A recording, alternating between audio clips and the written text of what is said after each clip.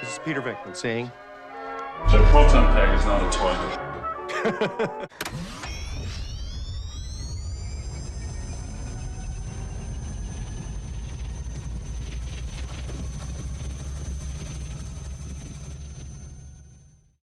Hey everybody, welcome to the Proton Pack is not a toy. My name is Matt, and today we're going to be talking about Alice gear. Now, if you've been with my channel for a while, you've seen previous videos that I've done about Alice equipment, but this one's going to be more comprehensive and hopefully answer a few more of your questions when it comes to Alice gear. And this is from a Ghostbusters fan, prop builder perspective, not necessarily from a military perspective, so keep that in mind as we go forward. Now is the time you need to shop for and buy your frame and straps for your builds. Whether you are wanting to add one to your HasLab pack when they arrive in the next 6 months, if you are collecting parts for a Mack's factory build, if you have a build already in progress or you expect to start one in the near future, or if you just want to add a frame or some straps to your Spirit Halloween Proton Pack, whatever the case may be, now is the time you need to jump in the market and get what you need, because the market is going to change very soon.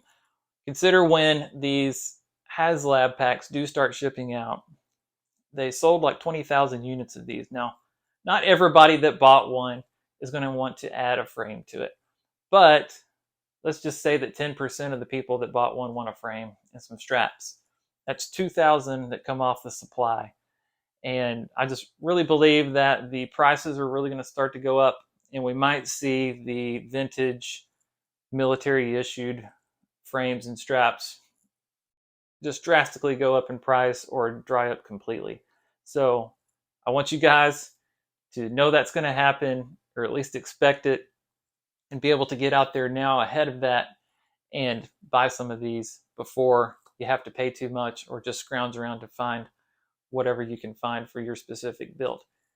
Now, here's the questions that I hope to answer as we go forward in this video. What is Alice equipment? Why are there so many different versions? How can I tell the difference? When it comes to the movies, which ones were used in Ghostbusters, Ghostbusters 2, and Ghostbusters Afterlife? For my HasLab pack, which of the frames should I look at buying? How compatible are these for Spirit Halloween packs? And then when it comes to buying one of these, where can I buy one and how much should I expect to spend? That's what I hope to answer as we go forward. If, as you're watching this video, you find the information helpful, please click the like button and consider subscribing. But as far as that goes, let's jump into it.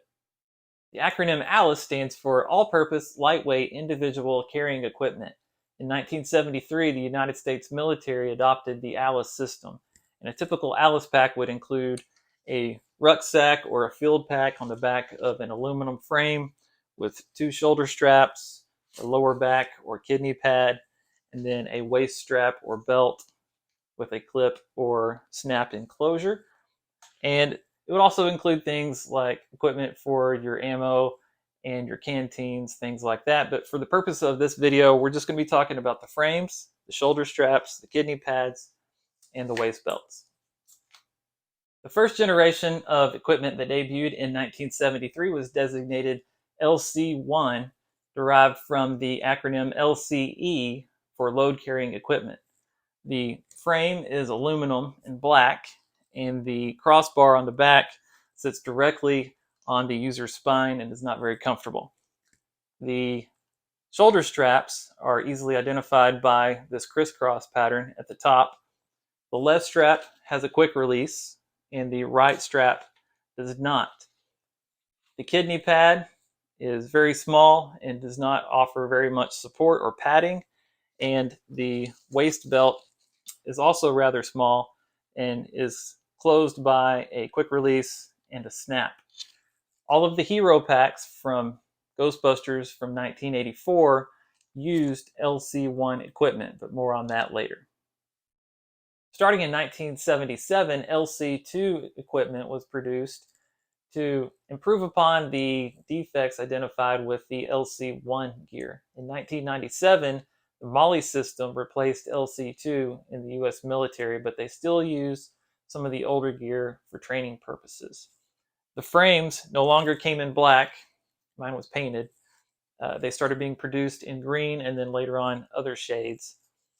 You can see that the crossbar, both the horizontal and vertical, stand out a little bit farther so they're more comfortable and don't sit right against the user's back. I've broken down my LC2 equipment into a few different packs. And so here on the Spirit pack, you can see the straps. No longer do they have the crisscross pattern at the top, just this one strip of webbing. Both the left and the right have a quick release. And then on the kidney pad, it was much larger and provided a lot more support and wrapped a little bit farther around the user. And also the waist belt was thicker and included this plastic snap connection. A mixture of LC1 and LC2 equipment was used on the Proton Packs in 1989 for Ghostbusters 2, but again, I'll get into more detail on that in just a moment. Companies like Rothco and Fox Outdoor currently produce MilSpec, or products built to military specification for consumption by the general public. And while the terms LC1 and LC2 do get thrown around while describing the MilSpec gear, they are compatible but quite different. As you can see with the frame, it is black and has the flat crossbar much like an LC1, but the frame lacks the strength and durability that comes with the vintage GI equipment. And then here on the side, if you're trying to compare the vintage one to the MilSpec one, the vintage one will have a line that connects right here, while the MilSpec one is very squared off with this angle here on the side. Rothco straps are very similar to what we see with the LC2 straps with the single strip of webbing here at the top. But if you are to look at the back, you can see that there are 3 lines of stitching that go down the length of it. When compared with an LC2 strap, you can see there are only 2 lines of stitching.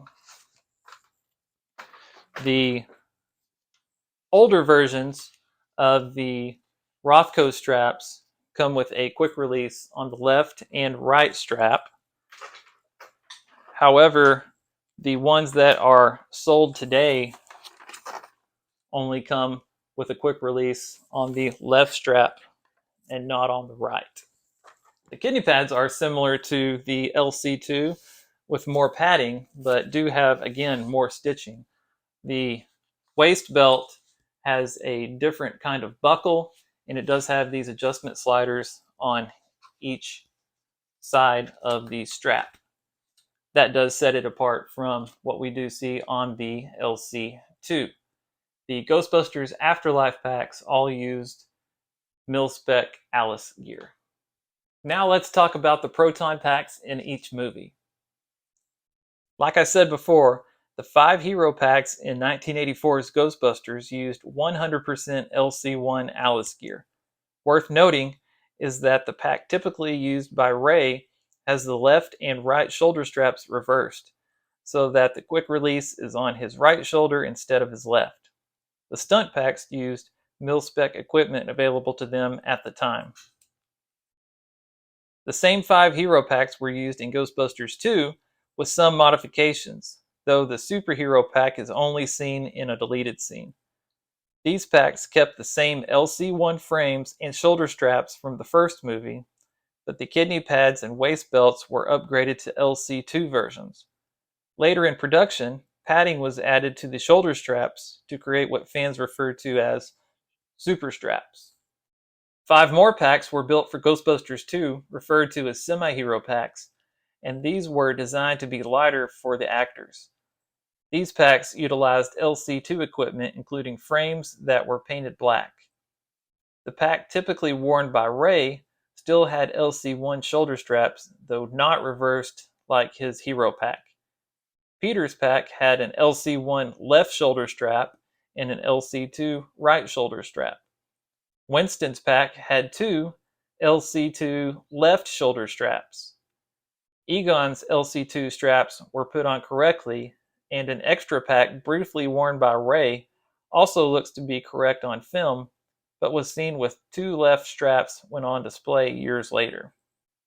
For Ghostbusters Afterlife, as I said before, MilSpec Alice gear was used on the Proton Packs. It looks as if they used older Rothko shoulder straps, which had a quick release on the right and the left. There were two Phoebe Hero packs, and at least one of them had two right shoulder straps. The scenes with Peter, Ray, and Winston are dark, and they wear their straps pulled so tight it's hard to see clearly if there is any variation. So I would assume their straps are correct until we get some reference that proves otherwise. If you're planning to buy an Alice frame for your HasLab Proton pack, it really depends on what plans you have for that pack on which kind that you should get. If you just plan to mount it against the wall, turn the lights on it every now and then, take it down and wear it, I would suggest don't even buy a frame for it. Don't even worry about the straps. Just go with the straps that come with it. They'll suit you fine for what you want from that pack. When it's against the wall, you're not even going to see the frame or the straps anyway for the most part. Now, if you do plan to do more with it, maybe make some modifications, wear it to a con, then I would suggest adding a frame to it. If you want to keep the Afterlife aesthetic, I would suggest buying a Rothko frame for it because it comes with the pads and straps that you would expect to see for a Afterlife pack. The part number is 2255 if you want to look it up. If you wanted to go extra detail and source out the older straps that come with the quick release on the right and left with the green snap, then you can go that extra detail. It's not necessary, and it's going to be one of those things that hardly anybody is going to know the difference. So if you're like me and you like to have things down to the T, then go for it. If not, it's not worth sourcing it out. Just go with the standard Rothko frame that you can get straight from Amazon or their website. I'll talk about that here in a minute.